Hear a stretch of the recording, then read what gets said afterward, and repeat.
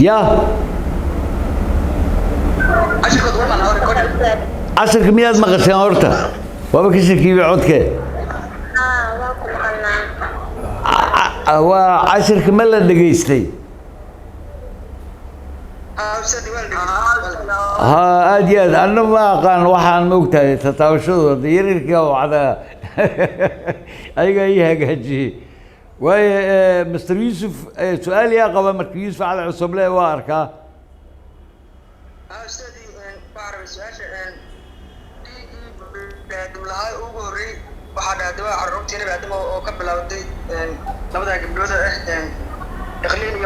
يا ليوس ها دي كما أستاذي كوري تاسك وديرو معنا دي بس دي كوري ما جرمن كنا بعد مية ما حاول حاجة أقولها لنا بعد كورتيس ودي بس كوري بس دي كان داتو لبدا وي قابل هبل وستي دي بس كوري labada wiil sida hadda aniga aan maartay soo xigtay oo aimada qaarna ay sheegayeen labadaas inay ugu horeeyaan la sheegaa labadooda ay ahaayeen labadii ugu horeysay oo dhiig dhulka ku daadiya isla markaana haddana bini aadan is aasa oo waxay ka ilaahay u soo diray maxaa la yidhahdaa tukihii baa markaas ayaa maaragtay tusay qaabkii ay samayn lahaayeen oo isku aasi lahayn tuko kale oo dhintay wada ayaa la tusay markii muddo oo garabka ku wadanaya walaalkiisa garabka ku qaadayay markaa kadib uu arkay tukihii wuxuu samaynayay tukihii kaga dayday marka saas way raajixa yaa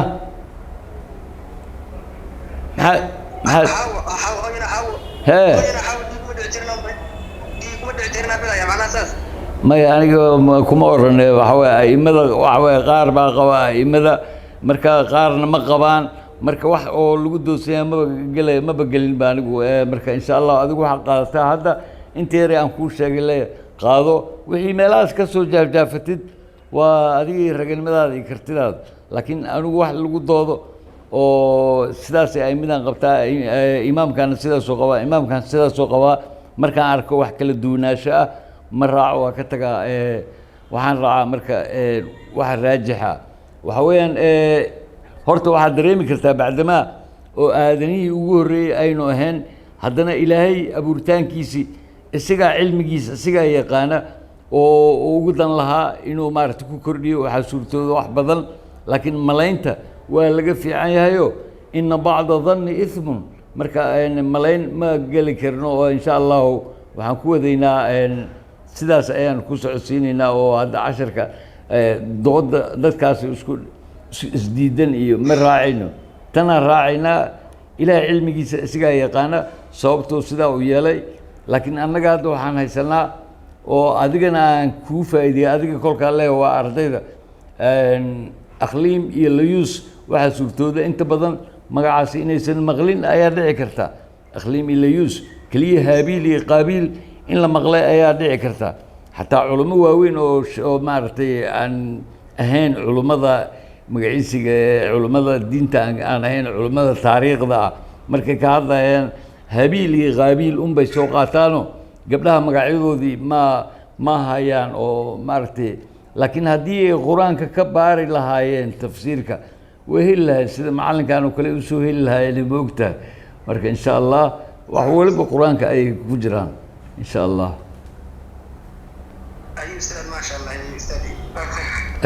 yaa kale su-aal qaba fadlan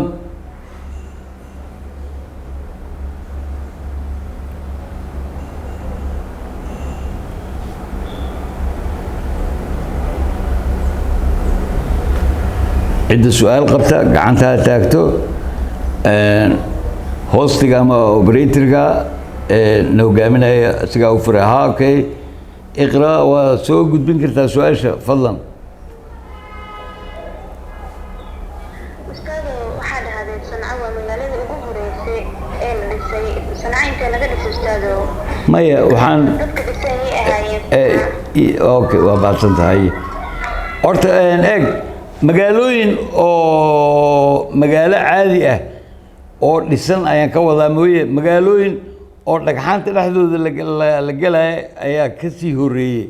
laakiin magaalo casri ah ayaan ka wadaa waa magaaladii ugu horreysay magaalo ahaan oo casri ah sancana waxaa loogu bixiyey sancada cusub ee lagu sameeyey guryaha loogu sameeyey ayaan ka wadaa mooye magaalooyin oo gidaarada oo maaragtay buuraha ah ayaa ka sii horreeyey waayo markaas unbaa maaragtay biyihii joogsadeen oo ilaahay ka joojiyey kolkaas unbaa maaragtay la degayey oo degitaankii koowaad degitaankii ayr buu u ballaadhanayay oo markaa degaano waxaa la iska samaystay oo dhagxaanta dhexdooda ah degaanadii waa noqon guryo oo iska magaciisi ah oo aan rasmi ahayn marka guryo rasmi ah oo casri ah ayaan ka wadaa inay ahayd magaalada sanca waa magaalada sanca ahaan farsamo ahaan magaalo qadiimi ah waad ka garanaysaa kolkaad aragtid magaalo ahaan anuu ma tegin laakiin in badan waan daawaday sawiradeeda in badan oo maaragtay waa ku dhex wareegay cajalado badan oo maaragtay taariikhda ka sheekeynayo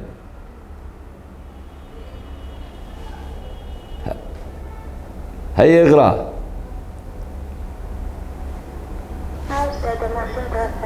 adaa mudan ciddii kale su-aal qabtaa fadlan raalli hadla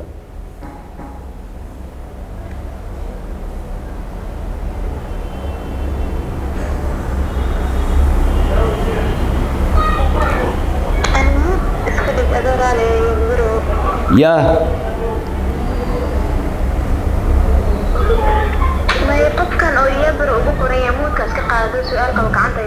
ها سوقل وعيد السؤال قبته يبرو مستر يبرو سوقل السلام عليكم بروفيسور يا ardayda الوالد سلامي وعليكم السلام ورحمة الله taariikhyan aad dhahday oo ay imaaday dhulka bunti loo yaqaan oo dhahay waan ku faraxsanahay imaado dhul uyaashii taariikhkaas noo sheegto iyo taariikhyaradu ku hay aad xooga waa iga hoos baxday inay sheegtaan rabaa iyo wadanku ka socday taariikhyahanna kuma oran waxaan ku yidhi boqoradii la odhan jiray Hatshepsut ee faraacinada boqorka ka ahayd iyadu markaa waxay ahayd boqoradii shanaad bay ahayd oo boqoradii 15aad aan dhihi lahaa ayay ahayd boqortooyadii 15aad ayay ahayd balse waxaa ka horreeyey boqortooyo kale ayaa ka horreeyey oo sidaas la mid u yimid balse teedii ayaa taariikhyahanada ay rikoor gareeyeen ay qoreen oo la dhigay librarigan Masar iyo librariga labada library ee taariikhda taariikhdii qadiimiga ahayd lagu ururiyo London ku yaala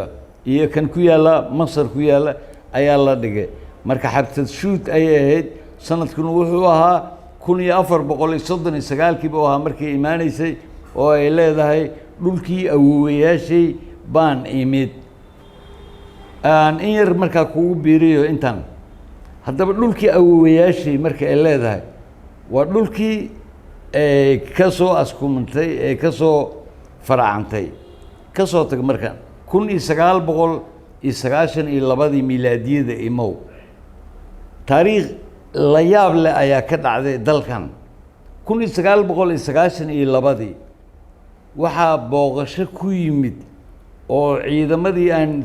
ku soo sheegay casharka 30,000 ahaa u yimid ninkii la odhan jiray George Bushkii weynaa George Bushkii odaga ahaa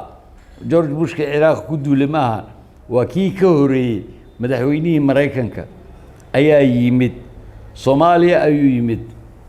laba goobood buu ku khudbadeeyey goob waxay ahayd ciidamada buu ugu khudbeeyey airportka goobtii labaadna waxay ahayd uu tago magaalada Baydhabo ayuu tagay magaalada Baydhabo markuu tagay haddaba wariyaashu way ka duubeen hadalkii waa la hayaa oo dhowr maaragtay arkiivyo macnaha kaydadka oo ama Al Jazeera ama CNN ama wariyaal badan baa la socday wariyaasha ka soo hadalka uu yiri wuxuu ahaa waxaan aad ugu faraxsanahay in aan joogo dhulkii dunida oo idil ka aasaasantay inaan joogo ayaan aad ugu faraxsanahay aan kugu celiyo waxaan aad ugu faraxsanahay inaan joogo dhulkii ancestorskeenna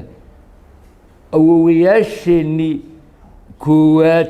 waa dhulkii aadanaha oo ka aasaasmay ayaan joogaa buu yidhi george bushkaasi haddaba george bushkaas berigaa kadib madaxda maaragtay sirta aan loo baahnayn fidiya siyaalo kala duwan baa loo diri jiray waa laga qaaday madaxtinimadii waxaa doorashadii xilligeedii isagana wuu xanuunsaday baa la yidhi waana laga wareejiyey meeshii goor dambe oo baktiyey adigu goor dambe u geeriyooday sidaasi la mid ah aan kugu biiriyay in yar yabarow 1963 waxaa dalkan booqasho ku yimid xogeeye arrimo dibadeedkii maraykanka ee xilligaas waxaa la odhan jiray Hubert Humphrey baa la odhan jiray Hubert Humphrey khudbadii sagootinta ahayd ee habeenkii cashada ee khudbadii sagootinta ahayd wuxuu yidhi oo journalistayaasha ka qabteen villa Soomaaliya dhexdeeda wuxuu yidhi dalkan yar sanadaha 2000